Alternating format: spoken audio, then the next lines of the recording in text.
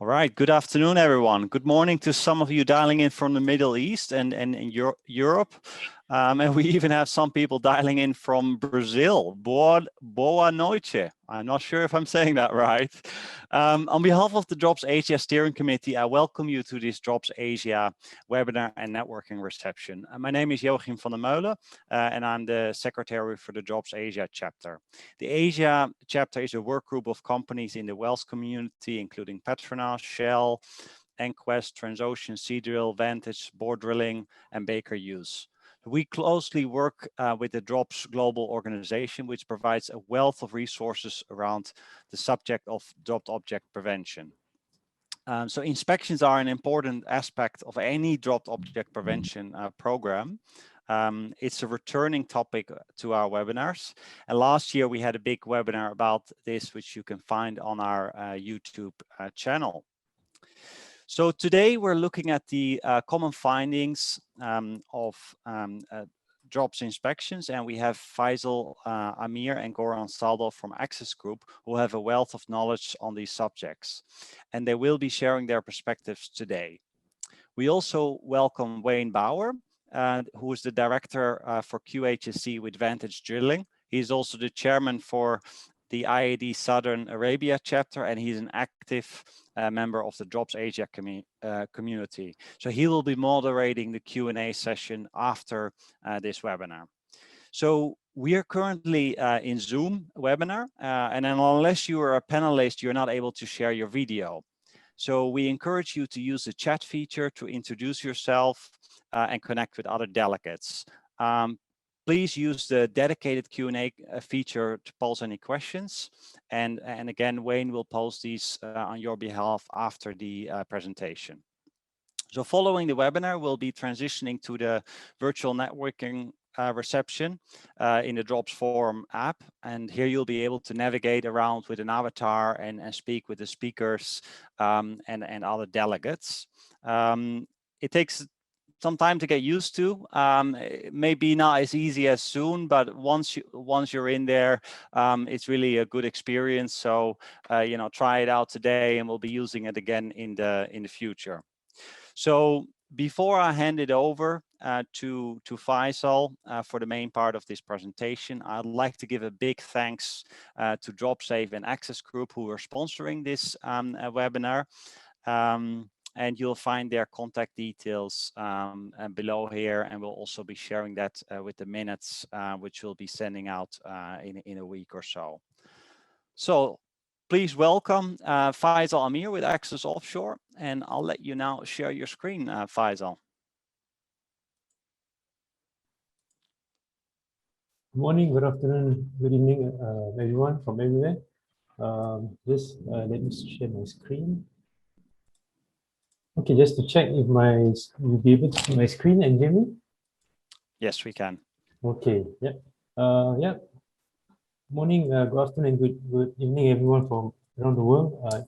Thank you for being here in the Jobs Asia webinar, and to allow me to share some of the jobs findings and things I've seen during the jobs inspection that I've been working on in the period of time during the industry and also with Axess. Thank you everyone for your time today to allow us to share, and also it'd be great for you to share your knowledge and your experience. You have experience as well.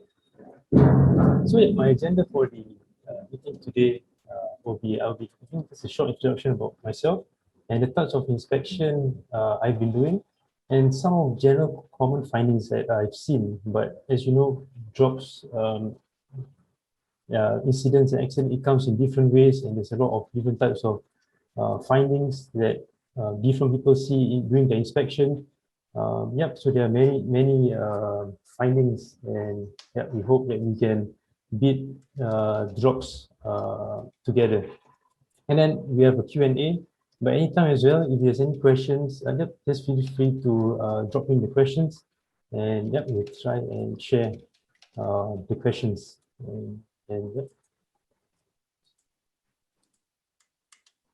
So yes, just introduction. My name is Mohammed Faisal Amir. My position is the HSEQ manager for APEC, which is part of Axess Group. So I've been in industry since 2009. So I started off as a derrick builder, working in rigging and lifting, building derricks, and installing different types of structures and objects I'm quite familiar with installing. And I'm also a safety supervisor as a rope access level 3 and a technical authority for access. And I'm also a registered WSH coordinator with Singapore Council. And at the same time, throughout the years, I've learned different types of inspection, such as NDT, lifting, derrick, crane inspection, and drops. So yeah, I've joined Axess since 2014, and yeah, done in various type of jobs, working with small parts, installing machineries, and different types of drilling equipments I've learned and worked in the industry. And definitely proud to be in the industry that we work in. As you see, yep, the offshore and the industry that we work in is a very pleasurable workplace, an environment where we have safety as the most important, and we look out for each other. And even at this moment now, where we get different personnel from different companies come together to as a main goal to eliminate drops and yeah, eliminate as much as we can, learn as much as we can, share as much as we can, to have an important goal to have everyone home safe. This is one of Axess safety features of a motto that we would like to have everyone safe. And safety is the priority concern for the most. So yeah, as the next part of it, I'm going to share the types of inspection that I've been doing. But at the same time as well, if you have performed different types of inspection as well, it would be good if you can share as well the type of inspections you have done. But based on the times that I've been working with Axess, the type of inspection I've been working on, the first one that we are familiar with implementing drops, complete reports of findings, and we will then produce inspection picture book, which will allow the crew to use the inspection picture book as their monthly or based on the frequency of the object to do the inspection. And we also have a separate register for failed items list. Yep. So it looks some sort like this. I guess most people are familiar with as well. So this is the type of inspection that we have done in Axess, depending on our clients' drops management procedure on how they manage drop objects, where there will be a register of all potential drop objects recorded. But this is the conventional way of inspection. And yes, another type of inspection that I've done for Axess is a different method, different approach, but this is as effective, where we actually will produce drops findings. So we'll go on different areas and try to capture as much findings as we can. Yep, just for different areas, because when doing inspection, we'll come across different types of findings. So we try to record as much in different areas. And if it's a positive findings, we will just leave it. And then we will produce a drops manual, where the drop manual will be produced for the different areas which is required to do the inspection. And the manual as well gives you a guideline on how to inspect different equipments on different areas. And there's also a checklist on what to check. So this helps the crew to do their monthly and frequency of inspection. So that was more on the conventional way. So currently now, where Axess is performing inspection, is where we are using the digitalization, where you're using digital tools, tablets, which helps the inspector, both for the crew and for us, to perform inspection. So I would say, yeah, the drops, e-drops that we have, is a very effective tool where there is an integrated best practice in the system, which we can always refer to whenever we do inspection to know if it's according to best practice. So it helps with the inspection. And the system as well has an inbuilt drops calculator, so we'll be able to differentiate the consequence of the drop objects that are being inspected. So it calculates the severity, whether it creates a high risk, medium risk, or low risk of finding. And one of the key points that this inspection is a key as well is about showing the location where the object is. This is one of the newer inspection that we are working on at the moment. E-drops as well gives statistics on what are the total number of findings, what are the types of severity, gives you information on what findings are closed or open, and also gives you an overview of the different types of category of items and areas. Yeah, this gives you information, statistics, so that you can perform root cause and risk analysis on the different areas. And it also shares the different types of findings on different work platform that you'll be in. So it gives a good overview, and is a better way, I would say, from the previous types of inspections we've done, because it's much more easier, where we can, as inspector, we use it, and the crew also use it as well, so we can have both feedback on the inspection that we have done, and we can record this instead of the conventional way of printing documents and going through the checklist. So this is one of the new inspections that we're going through. Yeah, just want to check if there's any question. Those were the types of inspection that I've been working on. Okay, so next, what I'm going to discuss is general common findings. So as you know, doing inspection, drops finding comes in different ways, different types of findings. It can be welded, bolted, many ways it will come through. And yeah, we definitely need everyone to be drops inspector. So the more inspectors we have, the more hands-on, the more safer the work environment will be. And that is definitely not about 1 or 2 person inspect. The more personal hands-on understanding about drops, we can definitely find more findings and how these findings can be addressed. So yeah, I'll just share some of the general common findings that I've observed during my inspection. Yeah, feel free to type me any question, or if there's any feedback, please, just let me know.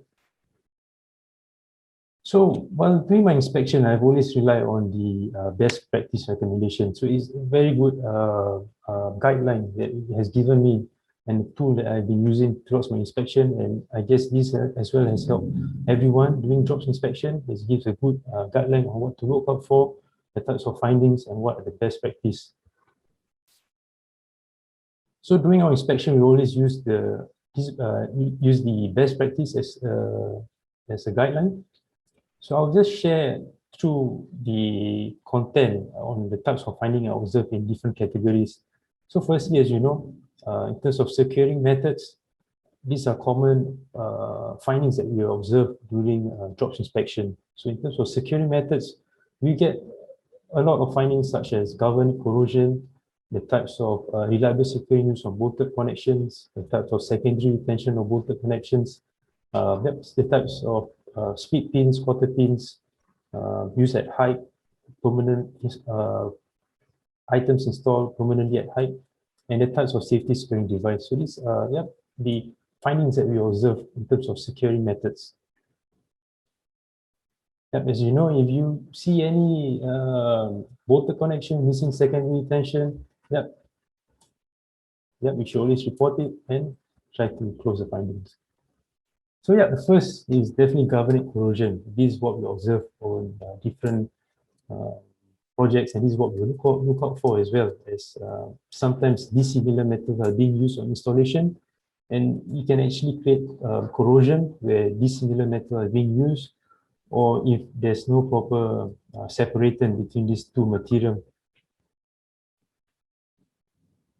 Other types of securing methods that we have seen in terms of findings are, we will look out for missing bolts or loose bolts.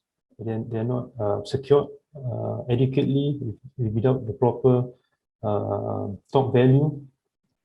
And we do see also bolting connection being installed improperly with double nuts or lots of washer, not according to best practice.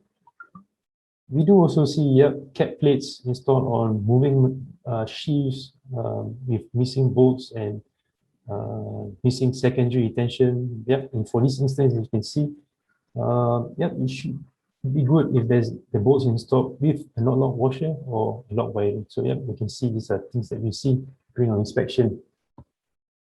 Very commonly we see double nuts, which according to best practices not the best method, as they've done various types of vibration tests, and they've seen that the nuts will get loose after the top value is loosened due to vibration. Other security methods we see two-part shackles being used on equipment used at height. Yep.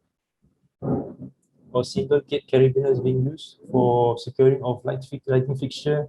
It would be best to have screw gate double action carabiner or four-part shackle. We do see also permanent items or lifting equipment where there is missing quarter pin installed on the four-part shackle, because if there's a lot of movement, vibration, the nut of the shackle can comes out loose and the pin can drop and can be a severe potential drop object. Yep, so that is part of securing methods. Another part that we always observe in terms of general tips for drop object free work site, and that we see a lot of unnecessary equipment at height and housekeeping. Yep, if you see anything that are not kept properly, we'll try to make the area tidy. Because if you don't, if there's vessel movement, things can just fall off the side. So it's always best to secure. Yeah, we see a lot of redundant or unnecessary equipment at height. So if we do see this, we will put it as a finding and just highlight. If it's not necessary, we can remove them, such as beam clamps, cable trays on structures, or even lifting equipment that is not being used, redundant lighting fixtures, brackets. We always put it as a finding, and we can ask our client if it's required, if the bracket is still in use. If not, we will remove. Items we see sometimes on accommodation deck that is being stored there but without securing, where it could be blown off away. There's some incident before where you have a BDPU box on top of the accommodation deck, and the helicopter downdraft caused the box to actually float down to the main deck, which can be a severe consequence if it fell on someone. Yeah, as you know, the next is what we look at also work at height items, things that is being used to work at height, securing of personnel, securing of equipment at height. So it relates back to for personnel working at height, or even tools at height. We will look at how we can see if there's any findings. And so it's best to secure tools working at height. So we look at Saldo blocks. So Saldo blocks that are being used to secure people from working at height. So we see that sometimes it's not being installed in the proper anchorage where it's supposed to be installed at 1.5 kilonewton, based on the manufacturing instruction of the equipment. And we do also see like the wire is being pulled out all the way and it's being tied off below so they can retrieve it back. But this is not the best way, because once the wire is exposed, it will create corrosion on the wire and the wire can be affected. And the person using it can actually fall if the wire do break when they're using it. So yeah, these are findings that we see. It's best to retrieve back the cable back into the reel if it's not in use. We do also see man rider winch wire that is installed where the man rider wire is touching the bracket, which causes an abrasion. So this can actually cause the wire to be affected and can damage the wire. So always best to have the wire in sitting in the groove. So this is part of findings that we see as well in terms of securing of personnel. And in terms of hoisting, lifting, and suspended items, we can come across a lot of it. There's a lot of findings related to suspended items. So one of it that we do come across are monorail missing end stops, or the end stops are missing secondary retentions, because there are incidents where the personnel that is using the trolley beam, and there was a maneuvering on the beam, and the hoist actually dropped onto someone when they're using it due to it missing end stops. So this was one of the incidents that was caused. So yeah, this is one of the things we observe as well when we do inspection. We look at monorails where there is end stops at the end, and whether there is secondary tension installed on the end stop, because the end stops do weigh at least 2 kilo or more. Yep, some items we do see lifting equipment with two-part shackles. Common things we see in terms of securing structural items and sundries are, grating, hatches, piping clamps, guard rails, toe boards, swing gates, ladders, insulations. If you see any brackets, they are corroded, they are damaged, we'll try to report it to replace it. Commonly on gratings, hatches, we see loose gratings or there was holes in gratings. These are some of the findings we will report. Hatches missing secondary tension or safety securing. Gratings is quite common where there's loose beam clamps or even corroded. Some gratings, the gaps in between are quite large. So these are some of the findings we will observe. In terms of piping clamps, we do see pipe clamps missing secondary tensions on the bolted joints, such as it should be best to have not lock washers or lock wiring, because it's a blind bolt. Unless it's a true bolt, you'll be able to, but sometimes we do come across corroded fixing and galvanic corrosion, dissimilar metal being used or damaged piping clamps. Guard rails is very common. We see missing secondary tension or removal handrails missing bolts and nuts, which can be dangerous. If someone leans on it, the handrails can fall off. We do see breakage in handrails. This is quite common as well. We highlight where it's missing toe boards in different areas, where you can have tools or equipment falling off those open areas. Commonly, we see swing gates without secondary retention, back scratcher and ladders where there are missing bolts on ladders, missing bolts, missing back scratchers. We can add additional safety as we have personnel going up the ladder. We do see insulations, ventilations, and support not being installed correctly or missing or damaged. Other types of findings we see about this is very common are securing electrical equipment and instruments. As you know, there's a lot of incidents where floodlights or light switches has fall off, so this is quite a concern in the industry. As a floodlight which weigh 10 kilo, when it drops about 30 kilo or even at 10 meter, it will cause a fatality. So commonly we see lighting units, CCTV, loudspeakers, junction box, cable trays, antennas. Commonly, you will get this information from the handbook and you refer it on items to look out for. So lighting fixtures, we see missing secondary tensions. Even at the panel where the screens are, we see missing secondary tension. It's best to have safety nets. Lighting fixtures around lifting areas, we will look at and see if we should install safety nets, because it's prone to collision areas. Damage in light fixture is quite common. Corrosion, damage in the buckles of the covers. CCTV camera as well, the connections are missing secondary tension or the proper clamp to secure it. And sometimes even the lens doesn't have secondary tension, so we recommend, according to best practice, to have a safety net. Cable trays, missing bolts, damaged cable trays, corroded cable trays, or damaged cable trays, quite one of the findings we observe. In terms of antennas, we will come across as well on the telecommunication mast, missing bolts, secondary retentions. And sometimes you do observe it's not a true bolt, but it's just being screwed up to the support. So this is a kind of findings that you observe. Or long antennas missing safety slings, or inappropriate fusing that we will observe. Another part is about moving equipment, where we see is that valve handles are very common. There is missing secondary tension or safety securing. This is one of the things that we highlight as well. One that is not mentioned in the handbook is that is on machining. As you know, different types of vessel and operation, there are different types of equipment, such as drilling equipment or cranes. So this is slightly different, and we do the inspection separately and we look at different components on different components as itself. So in terms of drill equipment, some example is like there are different components, small parts, and we look whether the bolting connection are according to best practice. And we do get across some components missing parts, and we will highlight it. For cranes, we can observe different components missing secondary tension.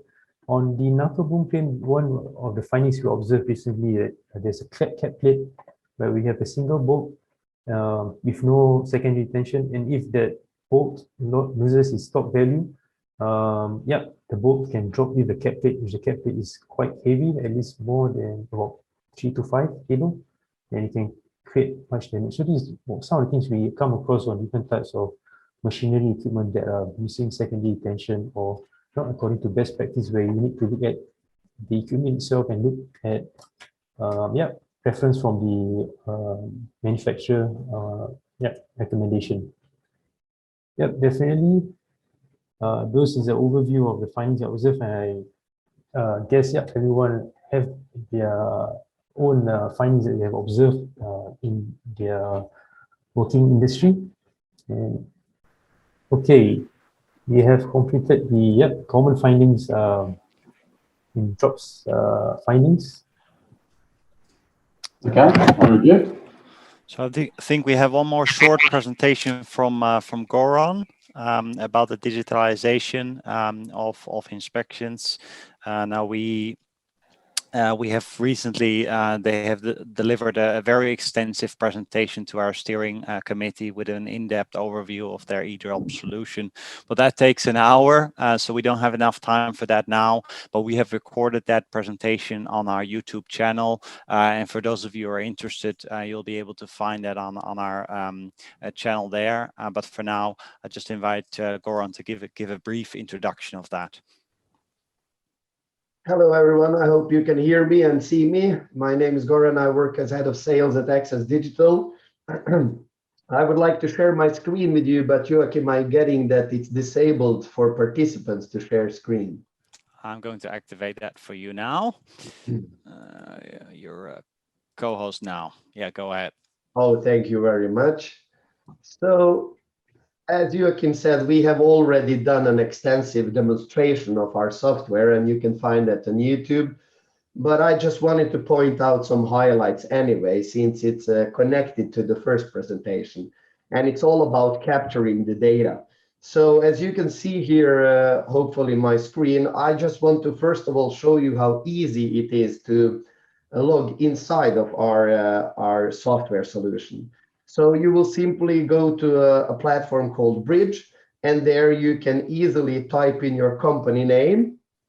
Now I'm using just a generic one, the company, and you simply choose your installation. Here I have just called it a demo rig. And once you have done that, you will actually see all of the applications that you are subscribing to. So today we were talking about e-drops, but there are other applications also that Axess Digital delivers. And you simply click on the application that you need to enter, like e-drops here, and the system will take you automatically inside of e-drops. So you can do this from your computer or a handheld device, depending if you're a manager or if you are the inspector. And this is how easy it actually gets. So the important thing here is that we believe that that convenience is a very important part for safety. So today we see that a lot of these conventional checklists and like taking pictures with your camera, and then you need to build reports, and you have maybe 300 or 400 pages with 2,000 or 3,000 inspection points that you need to do. That is, I think we can say, fairly inconvenient. So by having a software solution, you actually are promoting convenience. That provides you with better user experience. It gives you also a beautiful user interface. And that's an important part of safety, because you want to push people towards actually performing these inspections. Because having a good plan, it's more or less worthless if you're actually not doing all of the things that are stated in there. And we believe that by having a software solution to do these types of activities will enhance and boost your safety culture for sure. But another topic, and this will be sort of my final part of the presentation, is that having data in a thick file or a dossier on an installation gives more or less no value. having the possibility to capture the data and actually use it for something, that's where we can create a lot of value.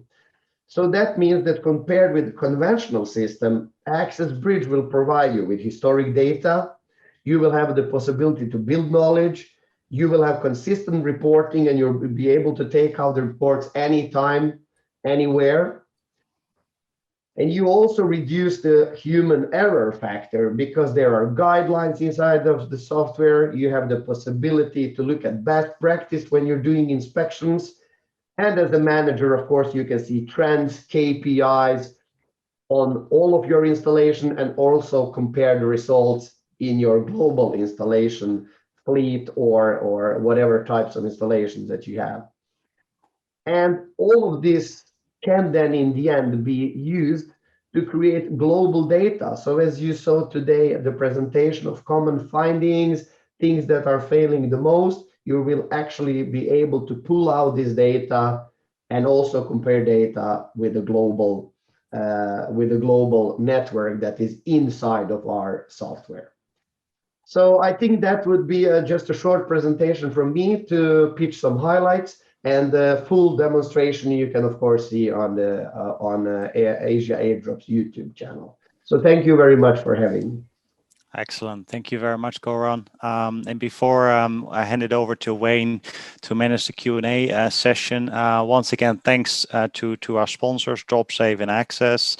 Yeah, with that, I'd like to hand it over to Wayne to manage the Q&A session. Very good. Thanks, thanks, Joachim, and thanks, Faisal and Goron. Certainly a very interesting product and some very interesting discussions there. First question really for, I suppose for Faisal, comes from Lala, and she's asking whether it's allowed to use safety wires as secondary retention for lights located at heights. And I can see Mike Rice has responded to that, but Faisal, maybe you can just give us your thoughts on that. Yep, definitely for light fixtures, if you look at best practice, is recommended to have safety wires for light fixtures, but it also depends on the design of the light fixtures, because some light fixtures, there are different components on how the glass panel are installed. So some of it doesn't have secondary retention, so it's better to have nets. So it depends on the light fixture that you have to model. So yeah, some you recommend you'll be able to use safety wires, but some will be good to have nets. Also depends on the location of those lights are installed, because some if they're installed on cranes or where it's near collision area on machinery equipment, then you want to get something more secure because there's a lot of vibration or other measures that can affect the lighting fixtures. But if let's say you have lighting fixtures on like accommodation deck where it's less vibration, you can consider using safety wires, but it also depends on the design. Yes. Yeah. But reality would be nets would be a better option, is what you're saying, yeah. Okay, very good. I suppose question just for Goron then, with the Axess system and that, can that be integrated within a standard planned maintenance system, a computer-based management system, like SAP or AMOS or something like that? Yes, so this is not a plug-and-play solution. But the way we do it today is that we go and meet with the client. We discuss what kind of information needs to be transferred between the two systems. Does it need to be a one-way communication, two-way communication? For example, do you just need corrective work order to synchronize? And once we'd agreed, we sort of try to build a package and have client sort of get only what they need. Because in software, of course, everything is possible, but we don't want to do and put more weight on our clients than they actually need. So yes, fully possible. So it can be done, yeah. Okay. Yes. Right. I will also mention that we are currently working on a plug-and-play solution where we have picked out 5 most used CMM systems like SAP, Infor, and things like this. And we hope that we will have this ready by the end of the year. So it will be sort of a global API that you can at least use towards the most common CMM systems. Yeah, okay. All right, no, very handy. Okay, we have another question from the floor from Bernard Ung, probably for Faisal or for Goron, and it's he's asking the question about with the statistics that are easily produced with the graphs in the system. How can customers use that to help them to purchase the correct drops tooling? I suppose Faisal, Goron, either one of you on that one. If I understood the question correctly, once you have purchased a license, you get all of the access to all of the statistics that we have in there. So you will automatically see all of your installations and all of your findings in your dashboard. So there's no additional purchases there. You see everything once you are inside. And once you get that, then you can actually go in there and if there's been drop tooling or you can actually go and analyze the data in there to try to find out what you would need to purchase in order to improve your systems and prevent drops, correct? Yes, you will see the most common failed findings, and you are also able to go in and sort out any findings that you need, and if you want to go into details, you can do that as well. Yeah, okay. All right, thanks. I hope that answered your question, Bernard. Have a question for Faisal here. What are the most common findings? I mean, you spoke about common findings and that in your presentation, which was very interesting in that. What are the most common findings that you find during a drops inspection? I would say, yeah, every drop inspection is unique in its way because you will come across different things and you just have to have an open mind and try to look at different areas because it will be different because you will come across, I would say there's no common, but you get a lot of things that in terms of bolting connection, yes, like using secondary retentions, galvanic corrosion, those are quite common, but yeah, you will get different types of findings during inspection, and you come across things that can affect operation, safety of personnel or lifting. So those are things that you want to focus on, whether it affects safety of people. That's really the most important finding to look out for. Yeah. I did notice during your presentation you mentioned specifically corrosion was a big one. How would you define? I suppose just explain to the viewers and that what would be considered too much corrosion on a drop system. How do you determine that? So if let's say on a derrick, so if let's say if on a derrick there's a guideline where you will follow API 4G. So there's a reference to the reduction of corrosion you observe. If it's more than 10%, it's considered quite badly affected. So we take that as a reference, and yeah, but also we can visually observe and see how bad is it, how corroded is it, and see whether it affects the material. If it is heavily corroded, then we will highlight it to our client. But if there's also minor corrosion, we will still consider as finding, but things that we can monitor and just monitor, see how bad is it as we go, as we will keep track of it during the frequent inspection. Yes. Yeah. So surface corrosion probably okay, but if it gets greater than 10%, then that's when you'd start to be concerned. Okay, very good. Okay, so we have another question here, probably for Goron. With the Axess system and that, so what is the delivery time for integration of your e-drop system? Yes, normally we have to do sort of three important stages. The first one is to kind of get all of the information from the customer and look at their current inspection plan. And then we sort of do a baseline based on that, where we build this hierarchy inside of e-drops. And then we do some testing, we make sure everything works, and we also provide the necessary training to our clients. And we can also assist, of course, with any offshore activities as an option. And normally the delivery time is around 9 weeks. So from a potential signed PO till you actually can start doing inspections with your handheld device, around 9 weeks. Okay, all right, very good. So relatively quick then. Yes. Okay, we have a question from the viewers, from William McBain. And I suppose it's just a general question, and I suppose Faisal, probably more for you. I can see Shane Ritchie's commented on it, so welcome Shane, good to have you on board. The question is, do any of the drilling contractors or operators have drops management systems or audits carried out? As he feels this is probably just as important as physical drops inspections.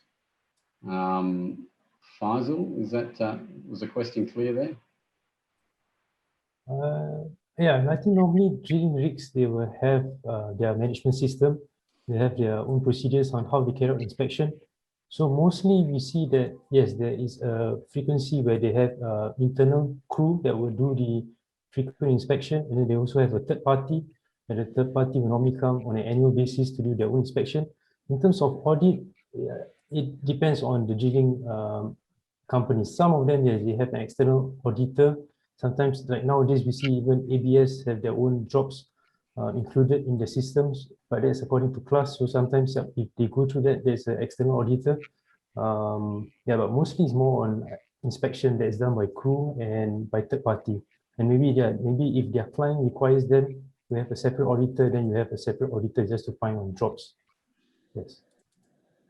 Yeah, so the answer is really yes. It's a very important part of the process is doing that initial audit, correct? Yeah. Yeah.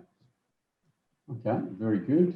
We also have another question here from Mohammed Nazir. He's asking about the drops calculator and whether a new one has been if we have, maybe Joachim, do you have any knowledge on the drops calculator?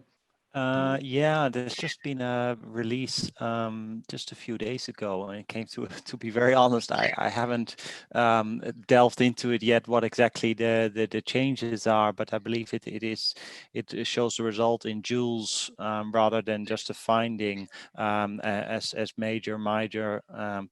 So it also includes the amount of joules, the energy, but yeah, it's currently on the website. You can download it.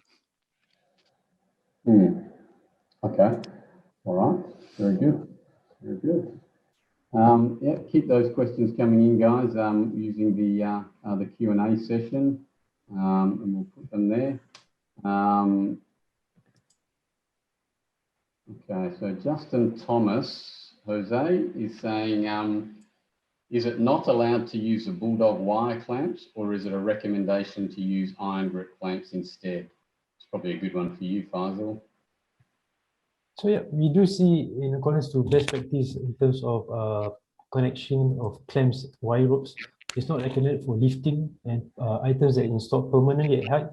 So it's not recommended, but we do see wires being installed, but that's also based on the equipment. If the manufacturer allows it and there's a method for it, then they need to follow the best practice where they have at least minimum of 3 clamps and how the wire is being installed correctly. And yeah, based on the manufacturer recommendation, but it's not recommended for any lifting and items that install permanently at height where it's suspended. Yes. Yeah, so the answer is no, basically. Yeah. Okay, thanks, Faisal. And probably just a general one for all of us here. Saeed Khan's asking us if we're allowed to do virtual reality drops inspections due to COVID restrictions, and what would that look like, I suppose. Faisal, do you want to start to respond to that one? So yeah, you can see one of the projects that we've been working on at the moment, because it's during COVID period and it's quite hard to travel. So we have done a thing called RealWear, where we have an inspector that is based in the country. So he will do the inspection, but we have a senior inspector recently. So for instance, we have an inspector in another location. He will have a RealWear, and I'll be connected to his RealWear, and I'll be able to see his inspection as well, and we communicate and try to look at different findings on different vessels we see. And yeah, we use this RealWear technology, which also help us during this COVID period where traveling is restricted. That is something that we've been working on as well. Yeah. Yeah. Joachim, you have something to add to that? Well, yeah, so there's obviously the training part that we're working on, but that's virtual, so that's not inspecting the real thing. So there's the RealWear, what Faisal mentioned. There's other technologies which are probably a little bit further down the road, but this is the idea is that you use perhaps drones or other technology to make a comprehensive scan of an asset, and then you use virtual reality to kind of navigate that environment as if you were there. So it's like a 3D scan of the asset, and then you inspect it. But it's quite data intensive and difficult still to do that properly right now. But we could definitely see that happening in the future. Okay.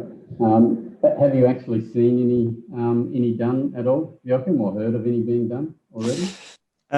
Not for something as complex as a drilling rig, but for more simple inspections, like if you just want to do like a flare stack, that could be done. Or we could see this on pipelines inspections. That's where it's done. But these are quite simple objects. But for something as complicated as a drilling rig to just automatically create a model out of that is still really hard. And yeah, frankly, getting rope access people out will be much more efficient right now. Yeah. And I suppose Bernard Ung has come up with a good question as well. Is that how would we make sure that the inspection drone doesn't actually become a dropped object risk in itself? Yeah. Yeah, good comment, and that would be something that would need to be taken into consideration for sure, Bernard. Okay, so Faisal, just also during your presentation, you mentioned that you're still coming across two-part shackles being used in secondary retention, I'm presuming, or just used in general. Can you maybe just explain to us how prevalent that is and what are the risks of using two-part shackles? Yeah. So for two-part shackle, it's not totally secured. It's being screwed, so it's not really secured as compared to a four-part shackle where you have a nut and really actually secure it. And there's also a quarter pin to make sure that the nut doesn't get dislodged. And if you were to use a dual gate carabiner, you will have a dual action carabiner where it actually locks and prevents the clip from coming out. So in terms of two-part shackle, the screw can actually get dislodged if it's not tightened properly, and the pin will actually drop, and you will get the safety slings not being secured. So yeah, we definitely recommend using four-part shackle or dual action carabiner being used for items secured at height, or even for lifting and suspending of items at height. I think there's even some I think I saw Crosspeak creating shackles that are like self-closing carabiner. So there are two actions, but it works as a 4-part shackle without the components. Yeah. Okay. All right. Very good. Thanks for that. So we have another question here from Eddie Nugroho. And he's asking, how often should you do a third-party drops inspection? I suppose Faisal, in your experience with K2 and Axess and that, how often would you recommend a third-party drops inspection? Most inspection, I would say, is being done annual. Yeah, mostly it's been done manual because it gives an overview as a separate, because I would say the most important is the crew that were required to do the frequent inspection because the personnel that is working in the work area are more responsible compared to the third party. The third party is more an overview, so it comes in hand. But yeah, it doesn't really rely on the third party, because what important is the people that is on the working area that can find all those findings and see if things are secured at height. Yeah, the third party once here, I see would be reasonable just to have an overview and have a separate overview of the object and just to assist. But the people and the crew that working will have the full responsibility. Yeah, I would say. I would just like to add a little bit to what Faisal was saying, because we see also that that great value lies within the crew inspections.